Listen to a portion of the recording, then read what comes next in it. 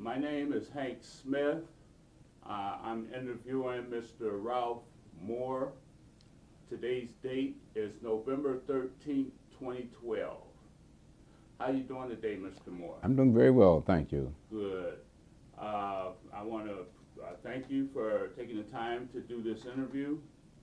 And we can start off telling us a little bit about the history of your family.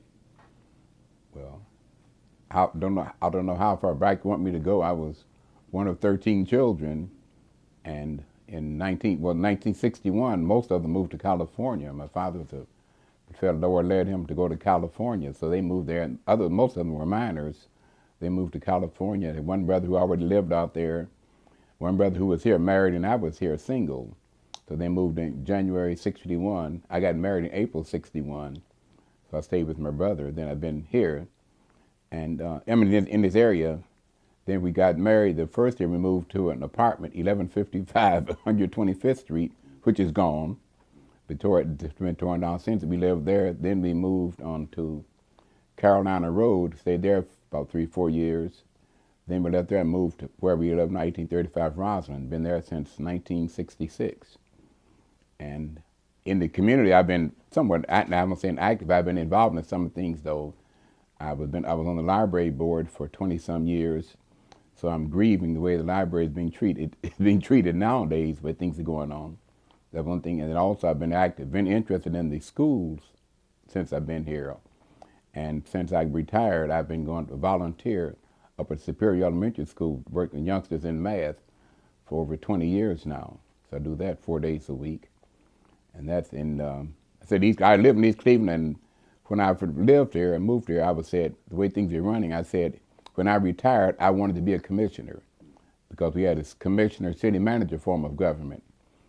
And then more people started moving from Cleveland, and they were married to council and mayor. See, well, this way, all the commissions were all at large, and I could talk to all 5 of them.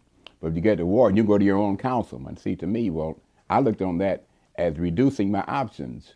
But a lot of people wanted that, so they voted, put in a mayor council form of government. And it's, the rest is history.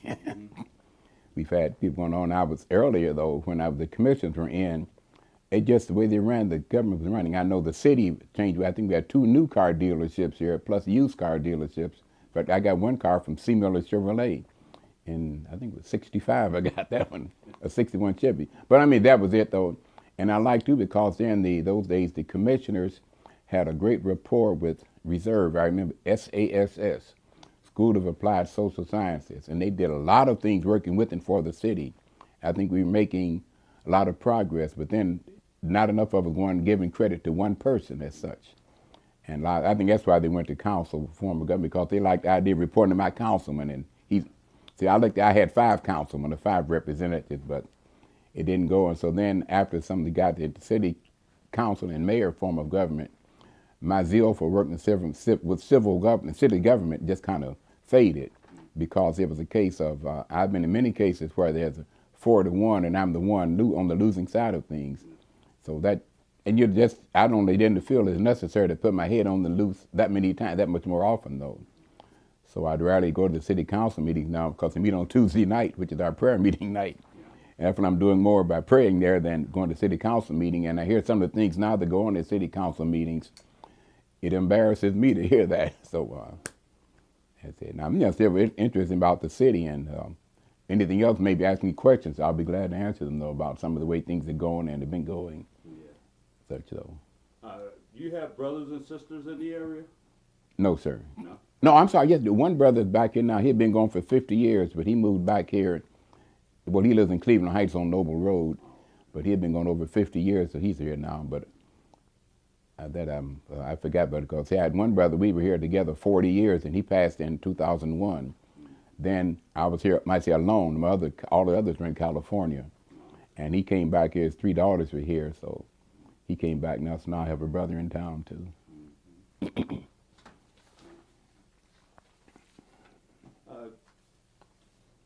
Can you think back to your earliest memories of East Cleveland and tell me what life was like then? Well, my earliest memories, I guess, was when I was still living with my parents. we know that East Cleveland had a dress code. And I know for the girls, they had to wear skirts and midi blouses. And they could be designed, but then also if the girls were heavily endowed with breasts, they had to wear a dickie across there, not just exposure stuff. And they did that, and we knew some people who live in East Cleveland. And so every summer, they would call my mother and give her some of their daughter's clothing. So especially the blouses, some of my sisters went through Glenville in Cleveland wearing midi blouses. And when they gave them to us, some of them were brand new. They hadn't worn them, just wanted to buy some more. So my sisters went through Glenville wearing East Cleveland dress code, you might say. So I remember that, and the people, when I think Stanton Adams was the judge, he was known, they say he was one of the strictest, and yet people said basically one of the fairest judges too, and had on the wall painted, they said, what you do for certain fines. And I remember coming down Superior Hill, seeing people drive, and when they got to East Cleveland, they would slow down because they knew that they're going to be enforced. And if you went to court, there was, I guess, money fine and also retraining on Saturday morning, driver's training. And people did that. And I know a lot of people start complaining, it's too hard, and one thing and another. And we see where we are now, they have the cameras there to try to catch people, and some slow down somewhat, and people just make a big to-do about that. Say, well, even with the cameras, my feeling is, I've talked to a lot of people who've gotten tickets here, and some of them, you challenge it, they'll throw it out. But a lot of the people, though, talk about it, none of them said they were not guilty of what they were charged.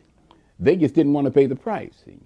Now, they've got a couple of things that kind of, I'll say, tricky. When you stop before you make a right turn, stop right turn on red. Well, seemingly now they think there's a white line across the street, and if you don't stop behind that line, you'll get a ticket.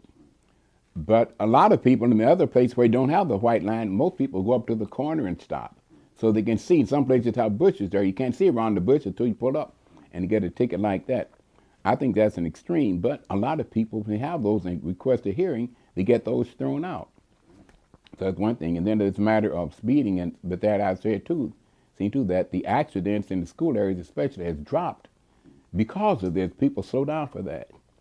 And when they voted on this a couple of years ago, I think we were at that time, may still be, the first city in the country for the citizens to vote, we want cameras. And they did that, and they said a minister's organization were complaining that people stopped coming to church because they were getting tickets on Sunday, see. So I said, well, why don't they obey the law? You know, it just, that's my thinking. See, I look very basic kind of thing, though, but that's the way I look at it, though. So I think, I think it was just a lot of things. People just don't like the idea of being told what to do and it haven't being enforced. And I think it shows up in our children, too, but that's another chapter.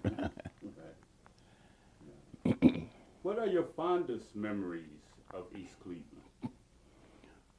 Oh, back in the day when we had the commission thing where we had a lot of people had a lot of respect for the city and for the government and for the elected officials there. It was more people who don't seem to be on merit, as of nowadays a lot of it seems to be with popularity kind of thing.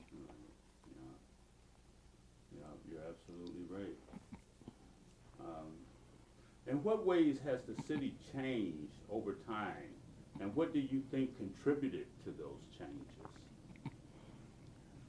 I think changes, a lot of them have come where people have become, we get to the point where we don't respect the law, we don't respect authority. Well, this is my house, why can't I do this, why can't I do that? And that is, I think, led to some of the rundown of some of the property values and such.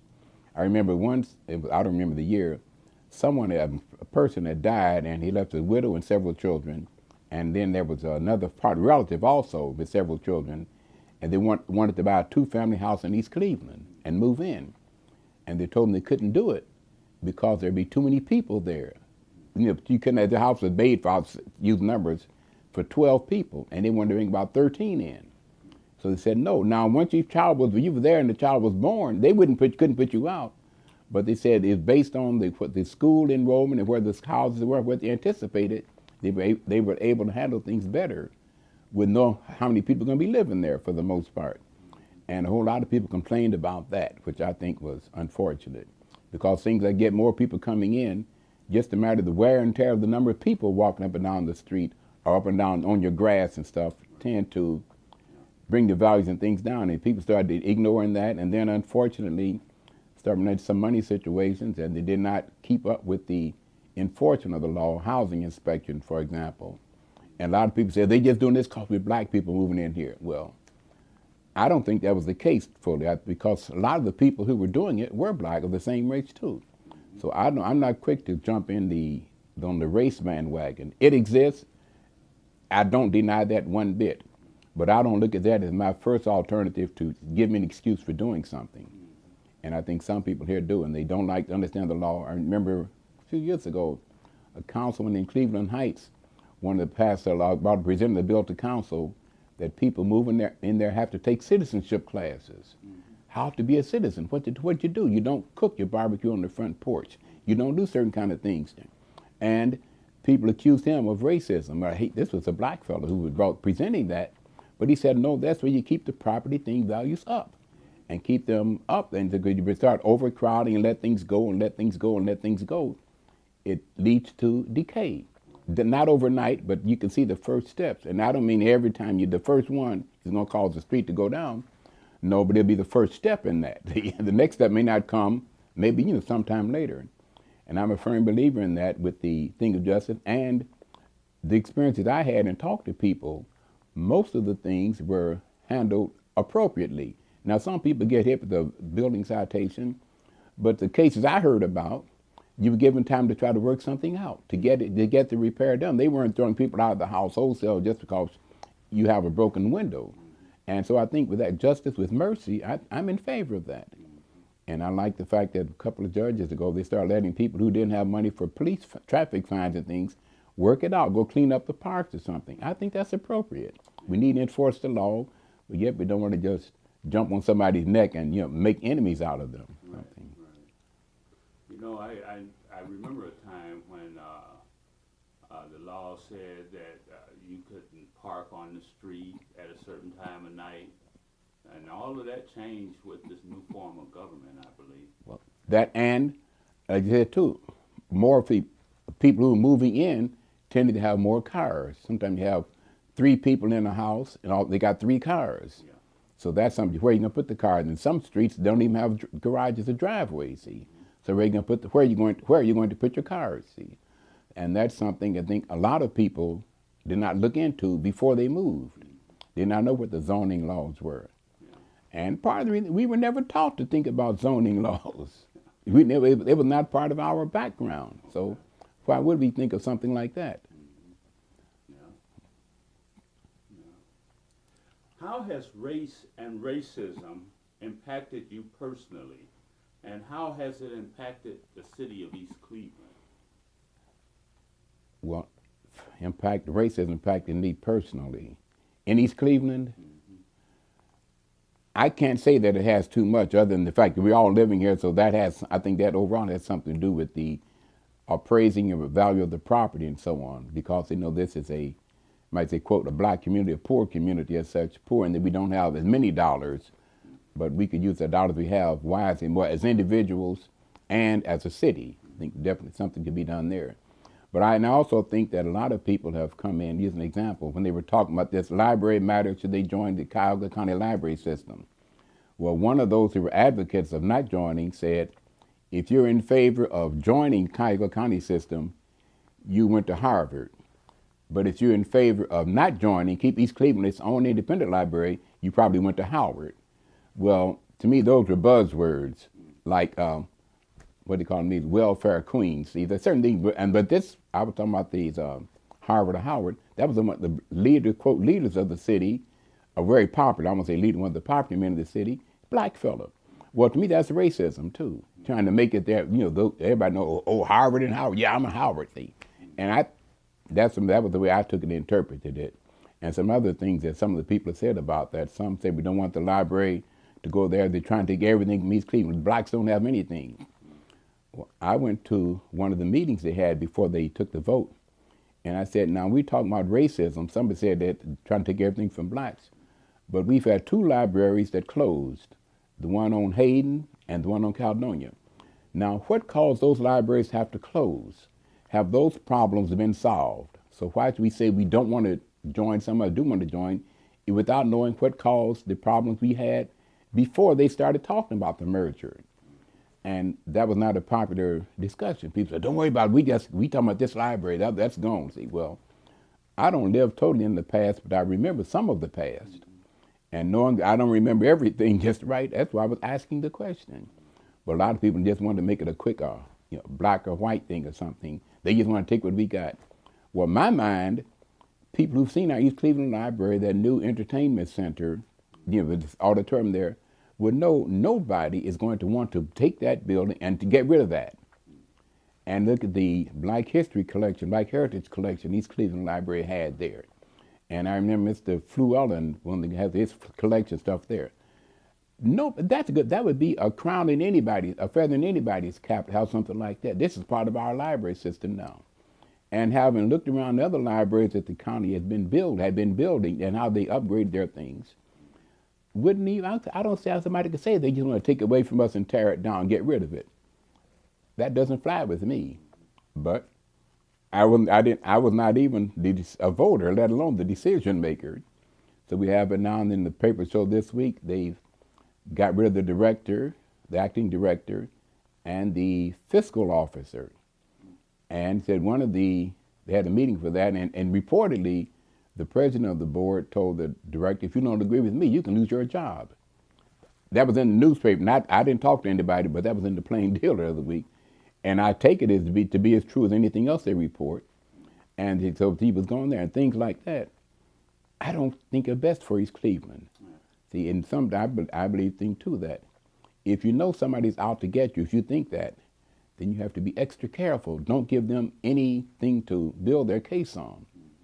But it happened now. Here we are now with a good library system there, good library. Now it seemed to be going down, not as attractive to the users as it had been. Yeah. Do you think one of the bigger problems with the library was fiscal, was financial? Yes. Yeah. Yes. But you feel like we would do better with the county because that would give us a better chance to grow. Is that what I'm hearing? I'm gonna say to grow. What do you mean to grow? You mean in more branches? What do you mean by to grow? Well, we seem to be losing it. Yeah. We're losing ground with the library. Yeah. Now. Well, I think if we had that, we would have had the resources and the management to develop into a good library system. Yeah. East Cleveland Public Library was the first one in Northeast Ohio to have a computer lab for citizens. It was back some years ago. We had that, and it happened that East Cleveland one year, the director was the director of the year for the state. The next year, one of the trustees was trustee of the year for the state. We attended the meetings and things, and a lot of stuff was done. We were involved with things in the library world too. We were not strangers to the library world.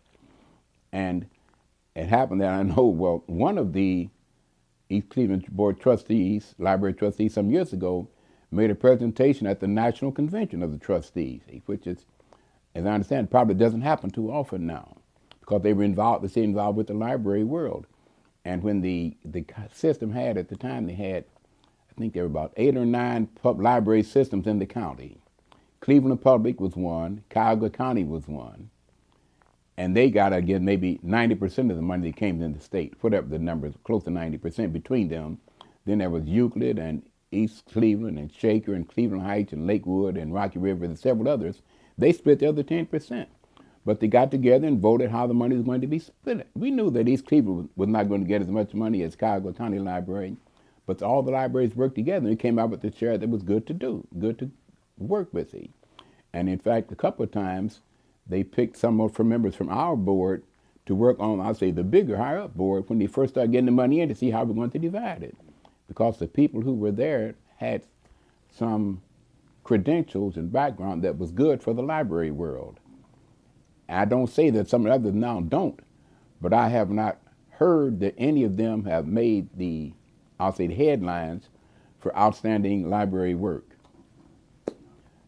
And that's all I'm saying. I'm not saying they're no good, excellent, or whatever, but it hasn't come to my attention through the public media, because after a while I don't go to the library board meetings, and what I get is strictly from the media and stuff. I don't I'm not an actively participant in any of these political things in the city, because I feel that you're going to talk with me something later, talk about let's say my spiritual stand, rather than I'm on his side or her side. That I don't have enough opportunity for that, enough time for that though. How has inequality impacted you personally, and how has it impacted the city of East Cleveland? Inequality. Well, in the city of East Cleveland, I don't. Well, I don't know this affected me much directly, and I'm not quite sure the definition I mean for inequality. The fact we know that things aren't equal. Never things are. What they say, all men are created equal, but some are more equal than others. Right. See, Yeah. so I'm saying I can't say that, but I do believe though that just as we saw after the election last week in presidential election, down at Ole Miss University, they had some people conducting demonstrations, about 400 on the campus, against Obama. And it just happened that the week before that, ESPN had played a thing about Ole Miss 60 years ago when James Meredith went there. And some of the same kind of stuff was going on. I think some of them might have seen that and said, well, let's do it again or something. I don't know that. So those things are going to exist in the world. And as long as the people who put that attitude are the decision makers, they're going to make their decisions work for themselves. Like in Ohio, political thing now, and I'll say stick with Ohio. The Democrats went to sleep. Obama won in '08. They went to sleep. And in 2010, that mere-year thing, a whole lot of governors went in, the Republicans who had not been. In Ohio, the 4 elected state officials are all Republican. Both houses of the state Congress are ruled by Republicans. So therefore, that in itself is going to bring some inequality there. And you see now, that's why they got the state redistricted, such so that, sure, we're going to give, like when Rhodes ran for governor, he never did campaign in Cleveland. He knew he wasn't going to win. So he spread his favors to now where he could do something, That's why you go into southern Ohio, all these roads are paved every other year, it seems. And up here, you got truck holes big enough to break a wheel in or something, see. Because certain things just tend to go with the territory. So in that way, inequalities have hit us because we have not been in power, not the decision makers. And unfortunately, in the political world, there's a tend to choose those who help you get where you are. You help pull them up too. So to that extent, it has impacted us. Yeah. Can you recollect a memory or instances when the community fought for something? The community of East Cleveland. Nothing that I'm aware of that I can think of now where the whole community was involved with it. There are always going to be a few activists, whatever thing you come up with. And some of them have got some good things there.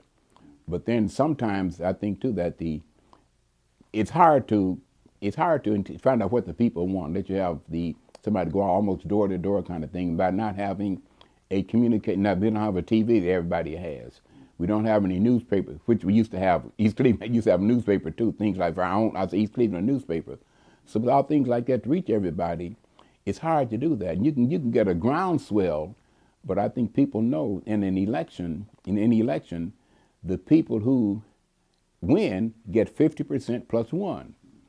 And if you have an election coming up and there are 100 people eligible to vote, if you can do something to keep the vote only down to 5 voters, you, your wife, and your child, or 3 of those 5, you're going to win. So the rest of the other 97 people go about what you decide on. See? So that's one of the things I say. But I'm not aware of anything where everybody was involved. The closest I can remember to that was, 10, 15 years ago, when they had this big levy, a big thing passed to redo all the schools in East Cleveland. I think it's over $107 million, and we only had to put up $10 million, about 10% of it. So they had a big majority voting on that. A lot of people voted, and and really I think that was an idea. I guess someone needed the money, and we got enough people who were in position to say, well, we can get a whole lot for our dollar, give us $10 worth of work there. Right now, that's the only thing I can think of that really had a groundswell or something. And some other thing, I know a majority, to me, the majority of those present and voting may be something, but if you only got 10 people vote out of a possible 115. I don't call that a groundswell type thing though. Okay, how have surrounding institutions and cities impacted East Cleveland?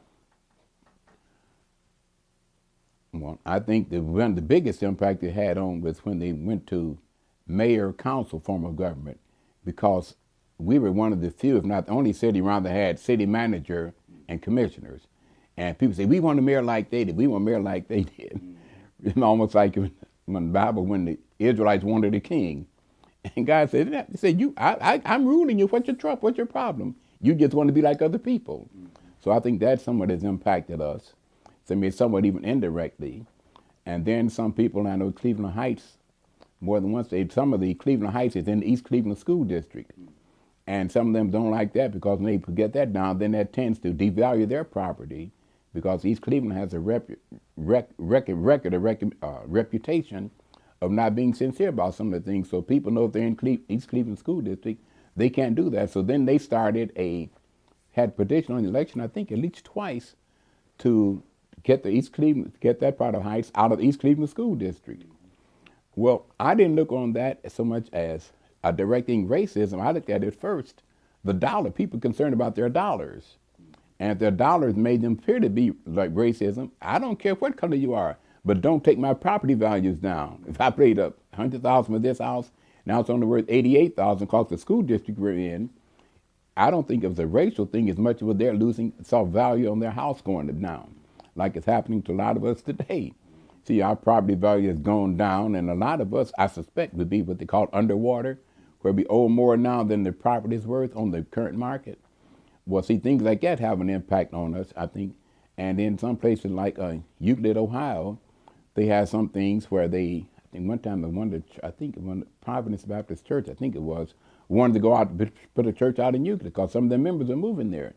And there was a big hoop and a cry not to get them in there. And they finally did that. Something about the way they had the election was also, with all those people in Euclid, it was impossible to get a black councilman. Now, nobody ever told me, were these black candidates competent? But some people just looked at one, get a black one there, and some people obviously did not want a black councilman in. So that has an impact on him. If people see that in East Cleveland, hear that in East Cleveland, say, well, we're not going to have this. We're going to keep what we got. See, not realizing, to me, that sometimes you close yourself too tight, you're blocking out help that could come in too. Right. I said before, when I think East Cleveland used to have a great working relationship with Reserve and the city.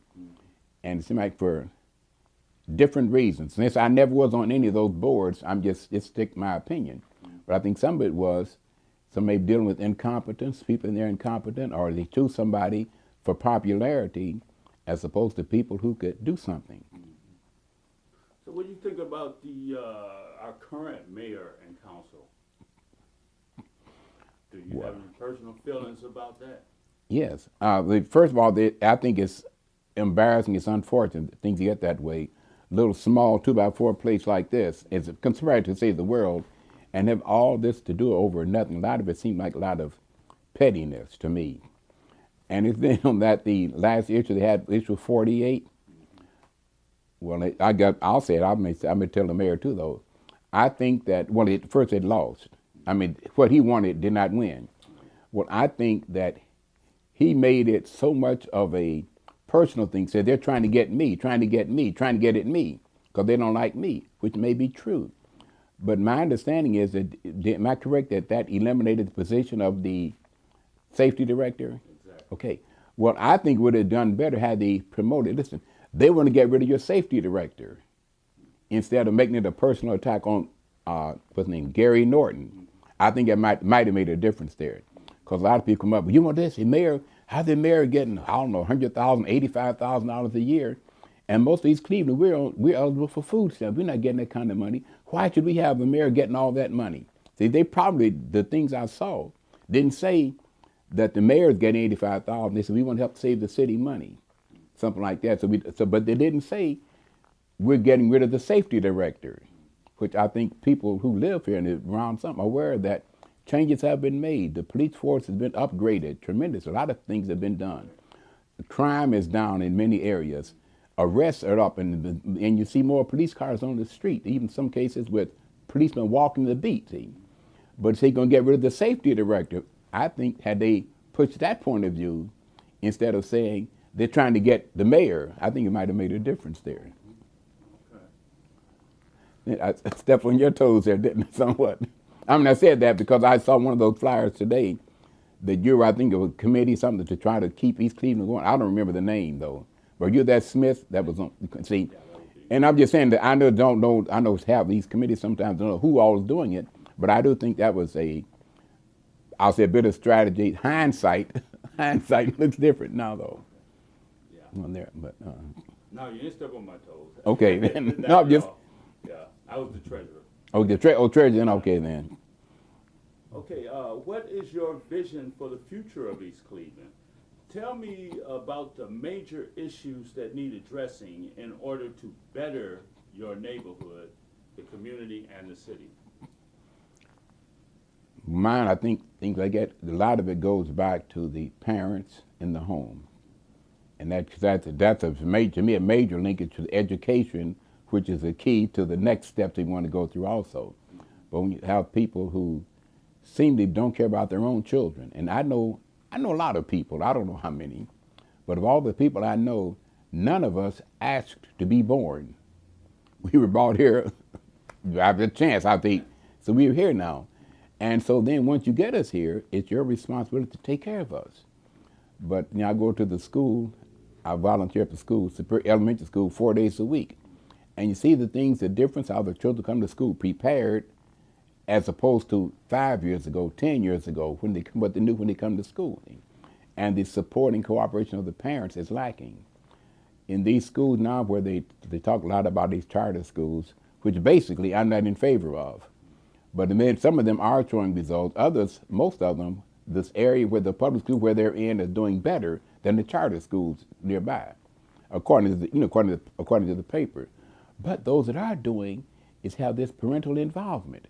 And they talk about for the gas bill, compare apples and apples, and this or that. And some of the companies, gas companies, measure stuff in 1,000 cubic feet, some in 100 cubic feet. And, I think it's just to keep people off, keep them off balance.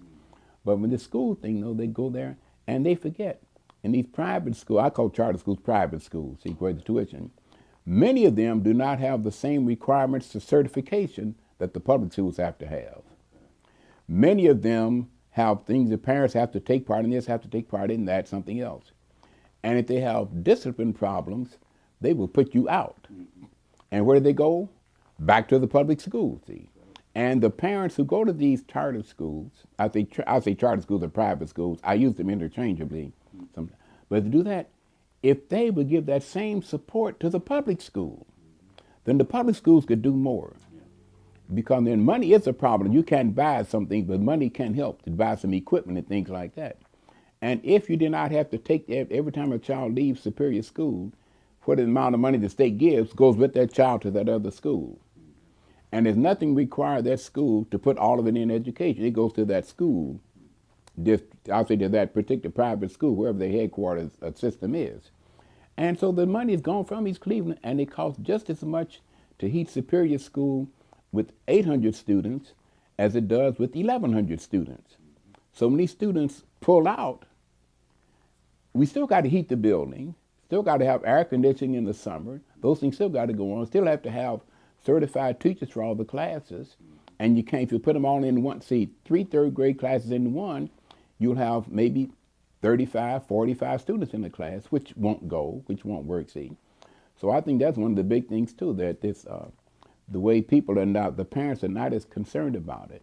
One thing that grieves, and one of the most hurtful things I've seen since I've been here, at a school board meeting, some parents were at the school board meeting literally crying to let their child march with the class. The child did not pass the graduation test, proficiency test, they called it then. But the child is passing in school, 9th, 10th, 11th, and 12th grade. And I look at it this way, I think now it's just 10th, 11th, and 12th, the OGT. So if your child passed in the 10th grade, all 5 parts, when they give it next year, your child doesn't have to go to school half day, however they do it. So it's possible to pass it in the 10th grade and be through with it. So, and then next year when they take it again, the 10th graders plus 11th graders who didn't pass take the same test. So it is a 10th grade test. It's not a 12th grade test. It's a 10th grade test. Now, if my child cannot pass that 10th grade test, then how is he passing all his 10th grade classes and passing all his 11th grade classes and his 12th grade classes, sometimes making a merit roll? How's he doing all that and yet not being able to pass this graduation test? That's why I say the parental involvement. If I were a parent like that, I'd be up at the board every day. I'd be at the board meetings. Many times at the board meetings, there seem to be, if there are parents there of children in the system, they don't say anything.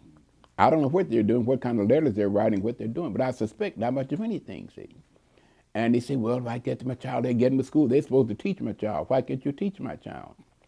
And so that hurts me that the parents don't get involved. And then another thing, they had this report card in the paper. Now, East Cleveland, I think the grades they had last year was the 1/3 grade reading and 5th grade math. They didn't put all of them in there. But there's a category called value added, which means that if you get a child and he gets one score here, if at the end of the year his scores are going up 1 year, then you added a year's worth of value to that child's life. And East Cleveland District overall met the requirements for value added, which to me says we were teaching our children something, but if they come to the 5th grade at a 2nd grade level, if the teacher got them up to the 4th grade, they still are not up to standard, but they did meet the value added system. So the system can't be all bad because we're passing the value added portion of it.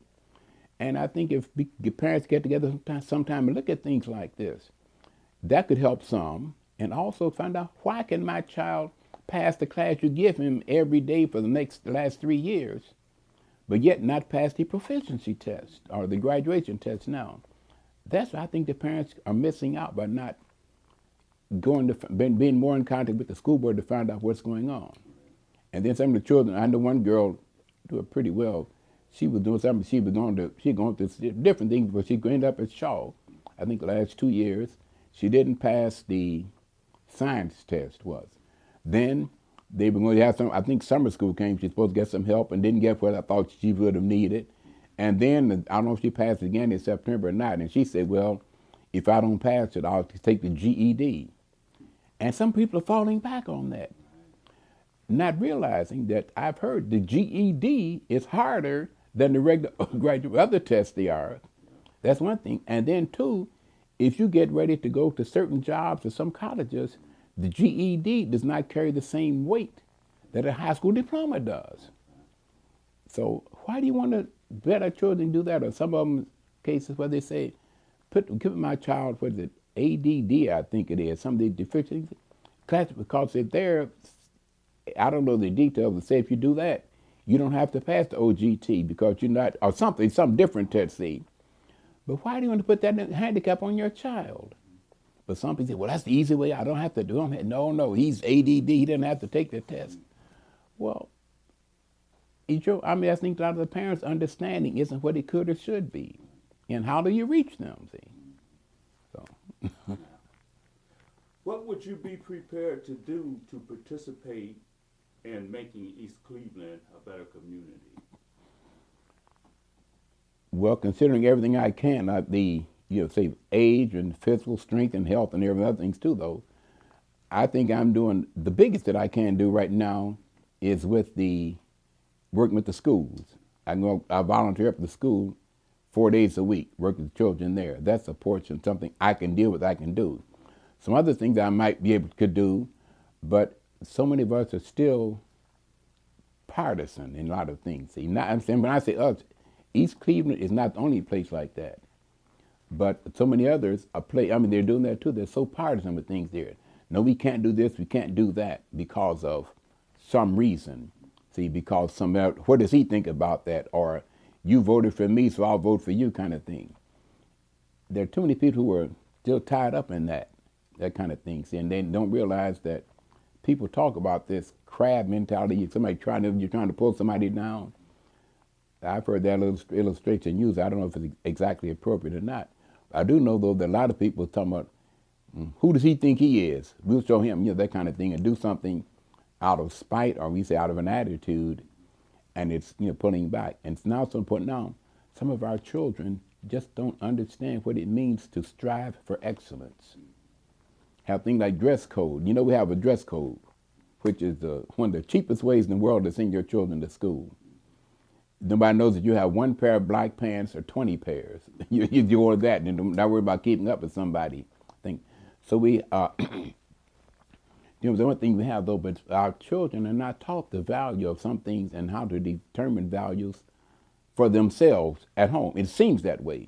When they have dress down day at school, where they can, because the schools cannot pay money for snacks and things, you have a guest speaker come in, so they have dress down day, and they charge $1 to wear other non-dress code that day. And so then they have money, so then we have a PTA meeting or something like that. They can get served tea and cookies or something there. But you see what the children wearing. They're wearing these shirts, I call them these sports shirts, basketball, football, baseball, mostly basketball, and the shoes and things like that. Well, what are you doing with your child wearing a $35 or $40 shirt to school, and you pay $1 then wear it to school? That doesn't mean anything. And if we are poor, and I know we are, a lot of us are, me poor, then, and to my world shoes, I think the elementary schools have to wear black shoes. They can wear tennis shoes now, I believe. Well, why not buy your children some shoes you can wear to school? But the parents don't understand how important it is. They rather have their child buy some shoes that are just like they saw in whatever magazine they saw on TV of somebody wearing. But your child is not going to be able to get his education wearing those fancy shoes. Let your child know what the priorities are. But because for us parents, our priorities are in that too. That's why we do what we do. And how do you get us our attention, to get us together to talk to us, to tell about what's going on, see? And sometimes people don't want to do that. I know nobody can make everything you want to, but I like going to the mayor's meetings now because they explain some things that are going on. I don't get to council meetings, and also get a chance to ask what's going on.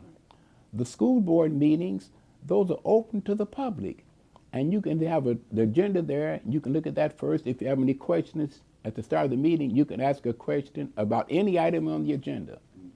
And then near the end of the meeting, you can ask a question about anything involving the East Cleveland School District.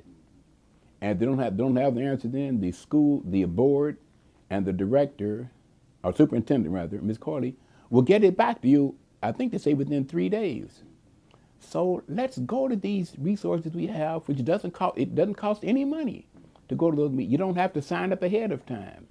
You can decide to go there and ask Mrs. Corley, why this or why that? Or the president now, why do you do this? Why that happen? And you can ask that and get an answer. But if people don't take advantage of that, then we're going to keep on getting what we always got. And that's why I say I put a lot of, back to the question, I think a lot of things could be changed if we could get the parents to doing the job I think parents are to do. Wow. Yeah.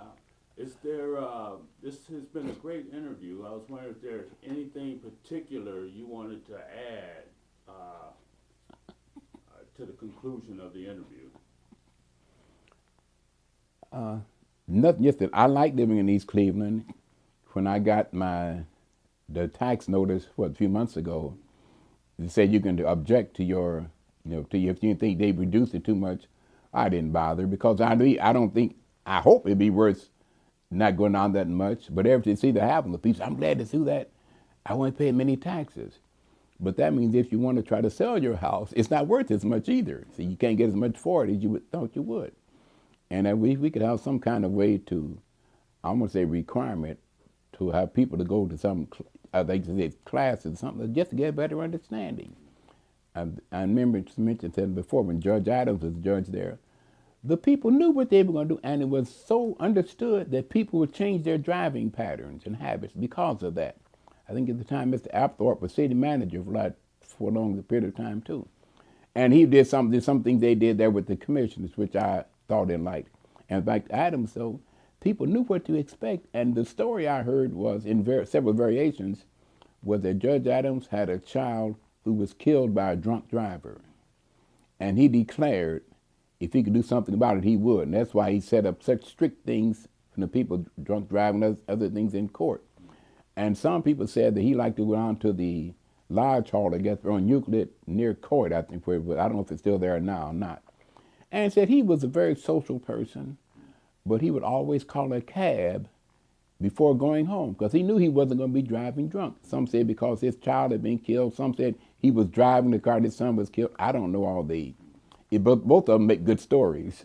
But the idea is, though, if something happened, and he do that, and some of us just don't seem to be willing to pay the price that it takes for something. We don't. It seems as if we don't give our children a high enough priority. Or if I know Monday night, the mayor's meetings are sometimes on Mondays, those I've been able to attend. Well, many of us, though, we have this, I don't attend like this, you record something, 4 different programs at one time, you can play them all back and play them in this room or not in that room and just stuff. Well, we have those things in our homes. Our children have, you should see some of the cell phones that our children have. I call them all cell phones. There's some smartphones, this, that, and the other. All the time, what are these children doing with $300-400 telephone? First of all, when you go to school, when years ago you could not take them to school. Now at elementary school we don't have lockers, so there's somebody say you can take them but keep them out of sight and so on. We don't, so they don't want to put it in your coat and somebody go in your coat pocket. But they're not supposed to have them used in school. Now most of them don't, but some do. But when you see those phones, why does this 12-year-old child need a $500 or $600 telephone? You know, for parents, some people say, well, they said they let them take them to school under certain conditions now. Say, I need to call them. Well, your child is in school from 9 to 3. You don't need to call him. He's off limits those days. But the parents don't have that attitude. I got to reach my Johnny, see. And I'm just picking at 1 or 2 things that I've been aware of. But he's taking like in the little thing too. It just keeps, you get a little bit here, nibble there, nibble there, nibble there. So the whole thing is nibbled away. And you get are you familiar with the story of the Pied Piper of Hamelin? That's one of my favorite stories. See, and they talking about and man, I think about saying it. He said, okay, I got rid of your rats, you're supposed to pay me. No, we never, yes, they would have gone, the rats were leaving anyway. So, and then they said, okay. We took out his flute, what it was, and played another tune. And all the children left. He said, you're going to pay. And then there was a commercial Union 76 had out at least 10 years ago, maybe more. Talking again, oil change and so on. He said, you're going to pay me now or pay me later. See, so if we're not getting our children right on target now, they're going to pay the price later. So, and now one of my favorite things is, maintenance is cheaper than replacement. So, now, I mean, that's not going to be going to walls of Hall of Justice there. Mr. Moore said that. But those kind of things I take and live by. And I wish we could get this message over to some of our parents to see what a difference it can make. You know, forego these pleasures and things we have now. Some people talk about these things of children. Today we had Veterans Day, and some of the veterans, went to different classrooms asking children, what do you want to do? The one fellow there from the Coast Guard, he told me, if you have, if you have no plan, if you have a thought, but no plan, a goal, but no plan, it's just wishful thinking. So, and he was saying that some people say, but see, he was talking to 6th graders and some other 6th graders, see, so they need to hear that now. Don't let them talk about, they're just children now. No, they're not just, they're children, not just children, see. And the longer they go in these bad habits without plan, he told me, write it down. You go and then write your plan down and how you plan to reach it. And when some timeline and things too. 6th grade is not too early to be thinking like that. But unfortunately, some of others don't think that way. You'll be going forever kind of thing. Okay, Mr. Moore, we touched on it for a minute a little while ago about the surrounding institutions. Now, we know that University Circle seems to be moving in this direction. Do you have any thoughts on that? Yes. Come on. And I went along with that because those apartments there, Lakeview and Euclid now. See, those things are pretty quickly. And in my mind, see, what they come several $100,000 for that is just insane. But that's the market today. But they are coming to East Cleveland. They live in East Cleveland. So some of them who are teachers or students, wherever they are reserved, they can afford to pay their rent. They're making some money. So that helps City East Cleveland in the income tax, the income money coming in too. And also, I believe that because of that, they're certainly not going to get less police protection than we're getting. They just might be getting a little bit more because they want to make this thing go. And that can be something that can drive a lot for help East Cleveland. I think there's a building across the street from the next corner now. It's down now. See, want to build up. We have to do that. But how can we, the people want to do things to make money. When they put up those apartments, they held that corner for a long time. Then it came time to make some money. The one across the street now, on the other side of going toward downtown, it's grass there now. But it can be something too. Where Huron Hospital is, it can be something too. I go there now and look at such a beautiful lawn. I wish I could take it home. But I think of the thing though, and think back years ago when Huron Hospital was still going, at one time they are thinking about the third or fourth biggest people doing heart transplants in the area. And those bringing in big bucks because the doctors big bucks. When they took that out of East Cleveland, said the income tax dropped because these guys are making big bucks doing those heart transplants. Just the 1 or 2% said the income tax. But I heard one of the reasons they were inclined to take it out, they started cutting back on them, is because the apartment across the street had people sitting on there, sitting on the steps, hanging out, not doing any violence, but just hanging out. And a lot of people who would come in that area for heart transplants weren't accustomed to seeing people, I'll say teenagers up, sitting on the porch hanging out all day long. And they did not feel comfortable. So they would choose to go to another hospital to get that done. And if they got this open heart surgery set up at East Cleveland there at Huron Hospital, if they didn't get enough surgery, it wouldn't pay for itself. That's why they closed it. They put up a new maternity ward there in Huron Hospital. But people stopped having many babies, and also they did not want to come there. It had some equipment none of the other hospitals had. But that word didn't get out because of the image that was being portrayed from East Cleveland. And if we could get some of the other people to realize that we're creating an image now that's going to hurt me and my grandchildren and your grandchildren too, they would do that. And that's the only way to get them back from reserve, because that seems like reserve has always been willing to partnership with us. And because now a lot of people doing that because there's money in it. And money is a driving force in the United States of America. But along with that, we can benefit a lot by it. Like that property, the income tax they'll pay for those buildings they're putting up now. That could be a tremendous thing. But if somebody didn't willing to want to go to live there because they don't think it's safe enough, there's not going to be enough money in the world to make them do that. I look at that new place they just put up there, Lakewood now. Now, it's good they have inside garages built in there. But they got a big fence all around there. You can't even go you get in without pushing a button and somebody buzzing you in, see? Well, that's in keeping with the times today. But we don't have to settle for that. Building up a brand new building, and the first thing you're concerned about is put the security up there. And some people just waiting to hit somebody in the head. Instead of going where the money is, robbing them, if you must do that, pick on my grandmother. She just getting a Social Security, that kind of thing. So I'm glad to see these University Circle, I call that University Circle, has not given up. Only because there's some land here, it's available, fairly cheap, and they're willing to come there to make money on it. And incidentally, upgrade the property and help us too. So if they get up close to my street, maybe they'll add $5 to the value of my house if I try to sell it, see? So we look at that too, though. But I like the fact that, and I've gone to a couple of sessions, on Martin Luther King Day, that the Martin Luther King Library in Cleveland, you have some speakers there, and they have a couple times someone from University Circle Incorporated. And they were talking about the things that the University Circle is doing. And one of them was to expand eastward. Well, a lot of people forget that East Cleveland is between Cleveland and Euclid. There's a lot of money that can be spent along there. Mr. Parker, who owns that, the Roslyn on the Snicker Fritz place, and he has several properties there. He told people, don't sell your property, like people used to do in the South. hold your property. Property always is always worth something.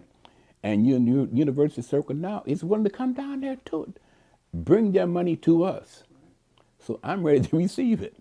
But if my neighbors they say, oh man, look at there.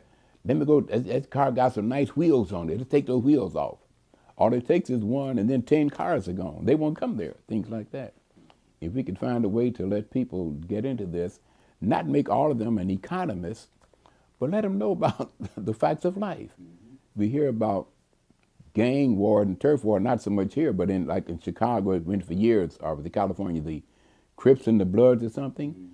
They knew about that. They knew, as long as we do this, whichever, this is our turf, that's your turf. And there were differences. But then I heard that some of them found out, hey, we can band together, and instead of knocking each other off, let's band together, divide it even or fairly, and all of us can prosper. And that's what happened. I'm against gang thing totally, but that concept, though, is something I think we could do. And if more of us had an understanding, now maybe if we stayed in school longer, and maybe if we were required to take some classes in civics or economics, whatever it was, we might be able to see that too. But I could probably go on and talk and you ask questions, but I think I covered most of the big things you wanted to hear, though. Yes, you did. And I want to thank you again for the time that you took to do this interview. Yeah, well, I was glad to do that. I said, this is I've been here 46-some years, on Roslyn there. I said we did live here in East Cleveland when we first got married for less than a year, because we lived in an apartment, 125th Street there on the corner of, I think, Chesterfield. And it's funny, the reason we moved from there, because the apartment did not have children, no children in the apartment. My wife was expecting, he said, oh, Mr. Moore, you can stay because you're already here. I said, no, if that's the rule, we'll go on in. We got another place to move to, see. And also, East 125th Street was the dividing line for Cleveland and East Cleveland. In those days, East Cleveland, it was against the law for a man to walk down the sidewalk with no shirt on. So some people see the police coming, they cross the street, because then they were in Cleveland. Now that, to see what you see nowadays, males wearing on the street, I tell you, there's a lot to gain by living a long time, you know that? See all those change, and I'd say all change is not progress. Right. See, and I don't want people say, what's wrong with walking down the street with no shirt on? Well, to me, brother, this may be an attitude. I don't care, let it all hang out. Think about it, pretty much that's the way you are when you go to take a shower or something like that. Well, there's a difference in taking a shower and walking on the street. But it's like them girls. Once you get a little nick in here, then another nick, then a little water get in there and something else drop down. Go on there. Okay. Well, thank you again, Mr. Moore. Yes, sir. I'm glad to do that. They do it too. But with my physical health, my back, and so I just can't lift people. Like I can pick up a lawn or something, but not on a regular basis. So I put most of my outside home effort now at church and then in East Cleveland, though. So I've committed that time, those 4 days a week. I mean, that's I'm just like, in a sense, like a staff member. That's my time to do there. And that's something I feel I'm making a contribution there. Do that. And yeah, I noticed there are a few different organizations right here in the city. You familiar with NOAA? Yes. Mm-hmm. Yeah, they seem to be doing some pretty good work around here. I'm glad that they're here. Yes. But one thing, something NOAA does not have? They do not have a utilities expert. Because we got these things about different light companies and gas companies where you order your light and gas. I talked to them, they said they don't have anybody, to really tell you what it's about. I cut the thing in the paper on Sundays, they list the gas prices, but then all those things, and they're really not adding apples and apples kind of things. But that's something, because I talked to them, I went to that Apple Congress that NOAA had, now at the church there, what was it, 19th or 20th of October. And I talked to someone there, too, they said, well, they don't have anybody expert on with that, neither does the city of East Cleveland, there. Yeah, ain't that something? No, but yeah.